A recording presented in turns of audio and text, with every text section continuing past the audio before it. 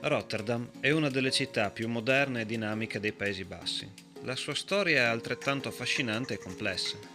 La sua fondazione risale al XIII secolo ed è legata alla costruzione di un argine sul fiume Maas, che ha dato vita al piccolo villaggio di Rotte.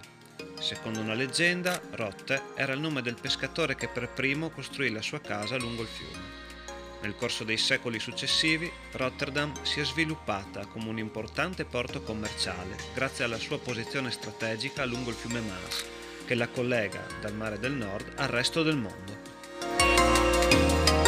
Nel 600, durante l'età dell'oro olandese, Rotterdam conobbe un periodo di grande crescita economica.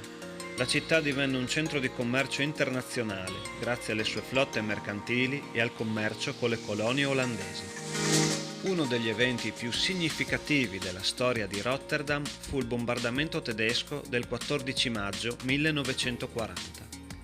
Durante la Seconda Guerra Mondiale, le forze aeree tedesche distrussero quasi completamente il centro storico della città, con l'intento di minare la resistenza olandese.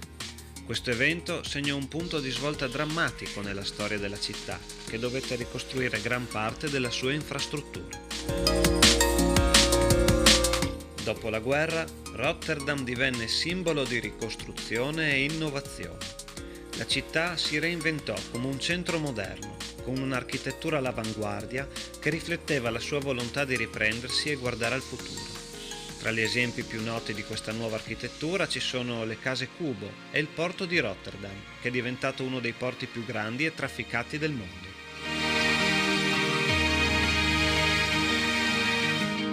Oggi Rotterdam è una città cosmopolita e un importante centro commerciale, culturale e scientifico. Conosciuta per la sua architettura moderna, è una delle città più orientate verso la sostenibilità, con numerosi progetti ecologici e innovazioni nella gestione urbana.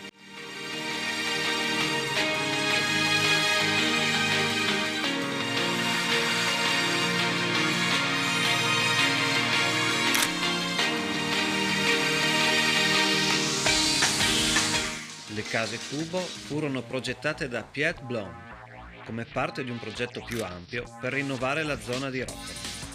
Blom scelse di ispirarsi alla geometria e alla natura, immaginando ogni casa come un albero di un bosco urbano.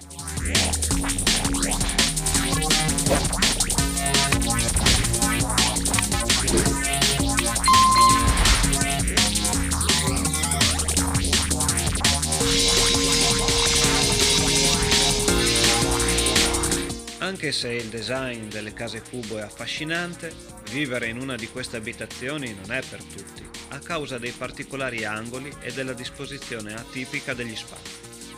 Gli angoli inclinati possono rendere l'arredamento più complesso e la distribuzione dei piani non è tradizionale, ma molte persone che vi abitano apprezzano l'originalità e il fascino unico di vivere in una struttura così distintiva.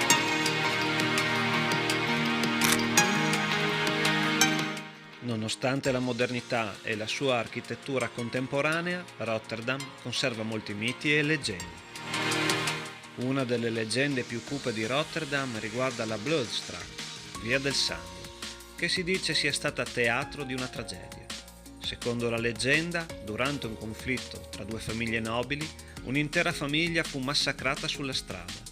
Da quel momento, la via avrebbe acquisito il nome di Bloedstraat, e si dice che il sangue delle vittime l'abbia macchiata per sempre.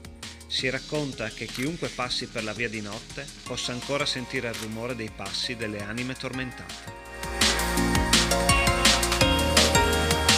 La Biblioteca Centrale di Rotterdam, situata nel centro della città, è la biblioteca principale e una delle più grandi e moderne dei Paesi Bassi.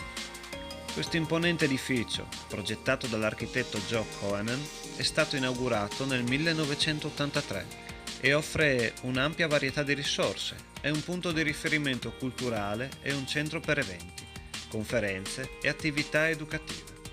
L'edificio stesso è un esempio di architettura moderna, con un design che favorisce l'interazione tra i visitatori.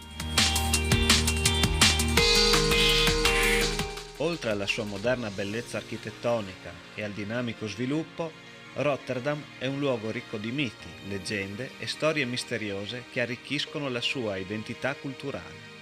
La città è quindi un luogo ideale non solo per esplorare l'innovazione, ma anche per immergersi in una tradizione di racconti che affascinano e ispirano ancora oggi.